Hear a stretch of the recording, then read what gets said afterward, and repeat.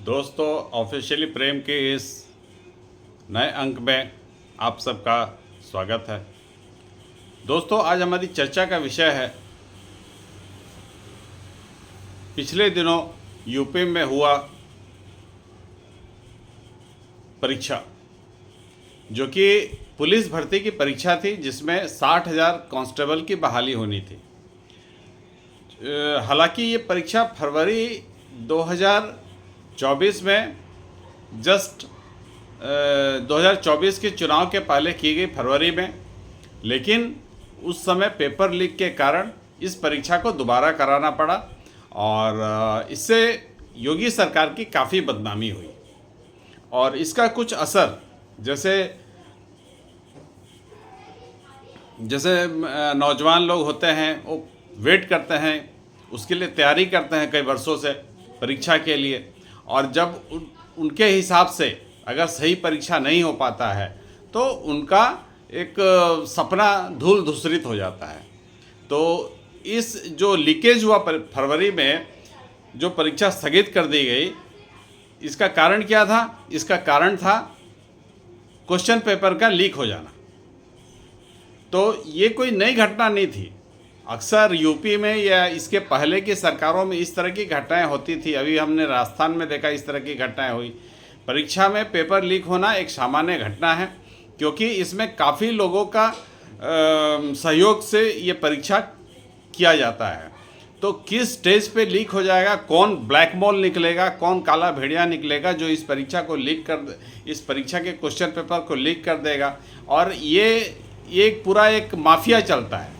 इसमें coaching institute से लेकर जिस स्कूल में परीक्षा होती है उसके प्रिंसिपल, उसके पढ़ाने वाले टीचर हो गए, प्रोफेसर हो गए, लेक्चरर हो गए, इन सब की मिली भगत से ये क्वेश्चन पेपर लीक किया जाता है और जो लीक करता है उसको लाखों रुपए दिए जाते हैं।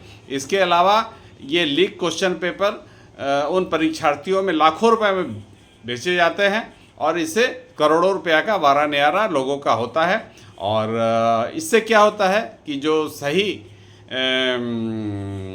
सिलेक्शन होना चाहिए, जो सही चुनाव होना चाहिए अभ्यर्थियों का, वो नहीं हो पाता है। गलत लोग पहुंचते हैं नौकरी में और इसके कारण हमने देखा है भ्रष्टाचार भी काफ़ी बढ़ता है। तो खैर, अभी जो परीक्षा हुई उसमें 60,000 लोगों की बहाली करनी थी, और जिसमें करीब 15,000 महिला कांस्टेबल हैं। तो इस 60,000 की बहाली के लिए करीब 48 लाख लोगों ने आवेदन किया।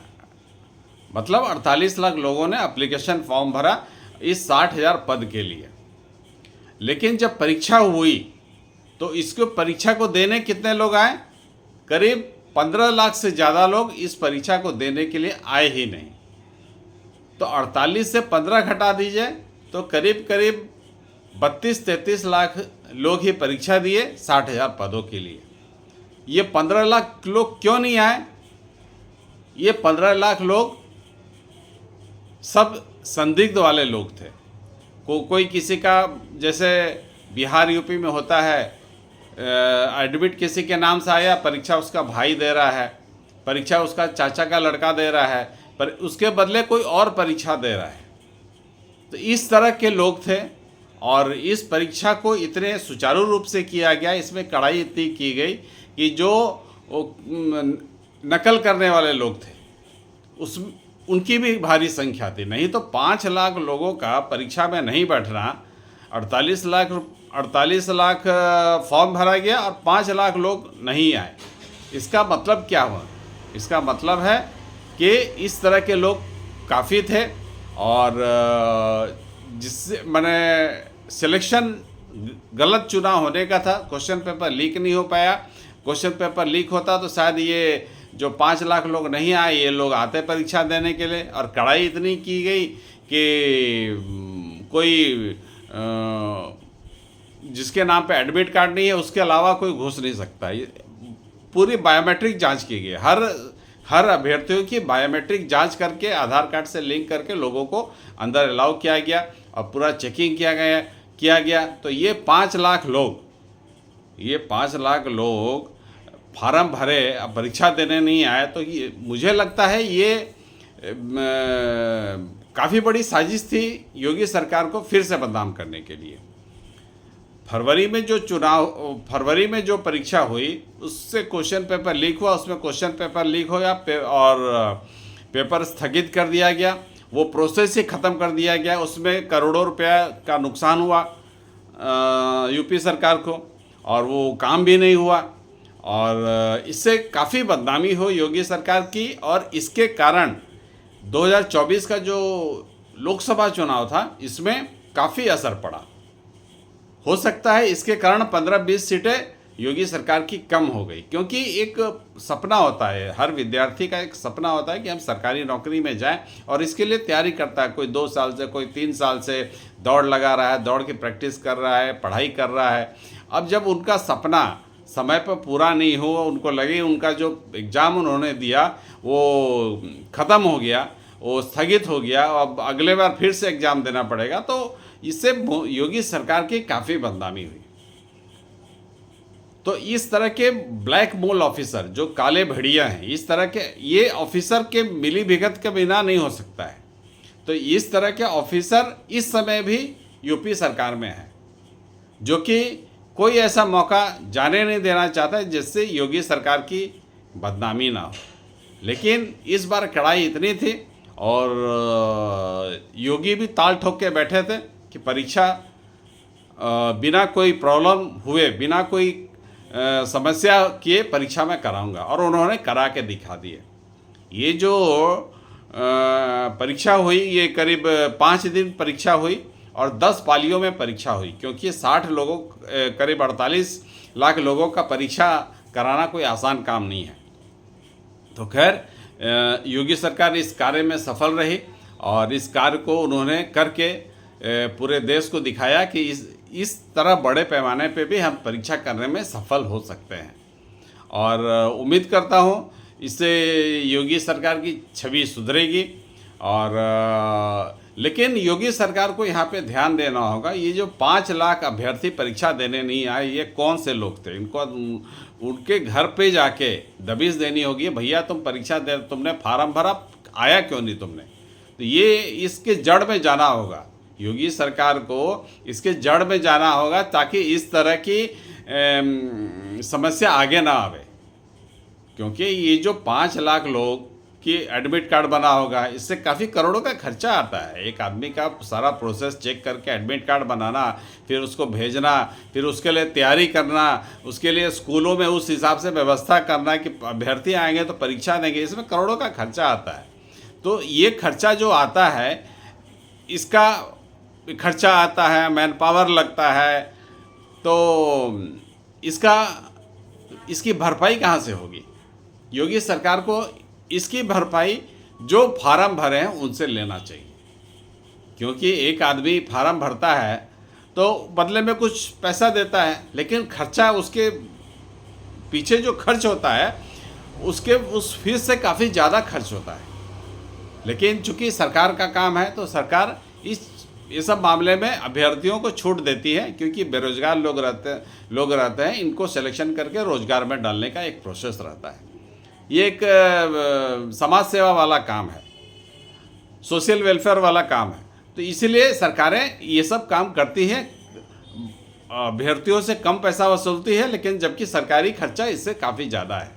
तो ये जो 5 लाख लोगों का जो एक्सेस खर्चा सरकार ने किया, ये जो एप्लीकेशन जो डाला है वो तो डिटेल डाले होंगे ना कि फलना ये एड्रेस है, मेरा ये फ़ोन नंबर है, इस ज़िले से मैं आता हूँ, तो इनकी वसूली इनसे की जानी चाहिए। क्योंकि वो जो माफिया है, जो शिक्षा माफिया, शिक्षा में एक माफिया है, तो शिक्षा माफिया तो पूरा जोर लगा के बैठा था कि योगी सरकार को इस बार भी बदनाम कर देंगे।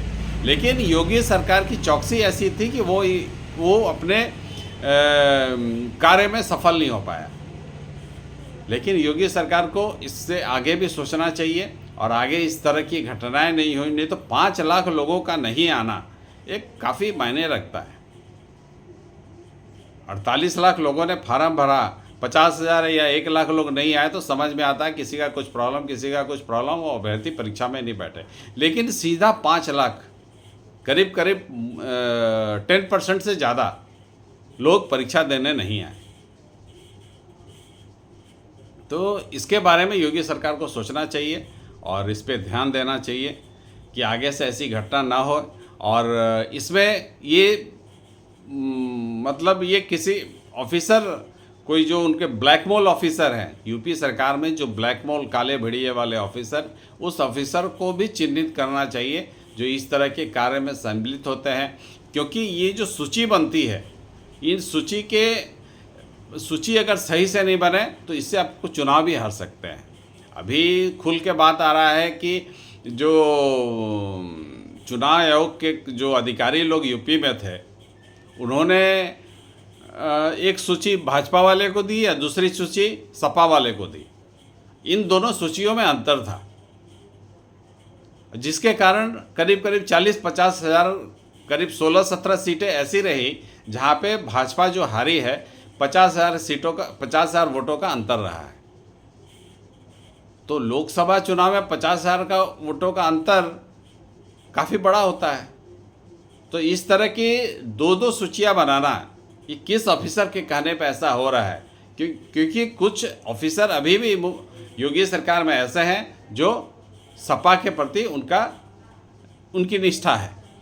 तो योगी सरकार को देखना पड़ेगा और यह आगे से ऐसी घटनाओं की पुनरावृत्ति ना हो। और इस बार जो उन्होंने परीक्षा कराया, काफ़ी अच्छे से, काफ़ी सफलपूर्वक परीक्षा कराया, काफ़ी सुविधाओं के अंबार था, किसी अभ्यर्थियों को कोई शिकायत का मौका उन्होंने नहीं दिया। तो इसके लिए योगी सरकार बधाई के पात्र हैं और उनकी प्रशंसा कितनी भी कम की जाए कम होगी। क्योंकि योगी सरकार को एडमिनिस्ट्रेशन का उतना अनुभव नहीं है, लेकिन इसके बावजूद भी इस तरह के कार्य वो कर लेते हैं। तो ये वही कर पाएंगे जिसमें ईमानदारी हो, जिसमें नैतिक बल हो, तो ये कार्य वही कर पाएगा। तो खैर, योगी सरकार को बधाई। लेकिन आगे से जो पिछली फरवरी में जो घटनाएं हुई, इस बार भी जो करीब लोग नहीं आए, लोग परीक्षा देने नहीं आए, ये घटना भी नहीं होनी चाहिए। इसके प्रति मेरी गुजारिश रहेगी योगी सरकार से, इस पर वो ध्यान दें और आगे भी अच्छे तरह से शासन करें और यूपी को प्रगति के पथ पर आगे लेके जाएं। तो फिलहाल दोस्तों इतना ही। और मुझे लगता है ये योगी सरकार को एक बदनाम करने की काफ़ी बड़ी साजिश थी, जिसे योगी सरकार ने फेल कर दिया। आप क्या कहते हैं दोस्तों? आप अपने कमेंट में ज़रूर बताएं। और अगर आपने इस चैनल को सब्सक्राइब नहीं किया है तो सब्सक्राइब करें। अगर आपको एनालिसिस पसंद आता है तो सब्सक्राइब करें, लाइक करें और अपने सनातन प्रेमी बंधु, देश प्रेमी बंधु, इनसे इस चैनल के कंटेंट को साझा करें। नमस्कार दोस्तों, जय श्री राम।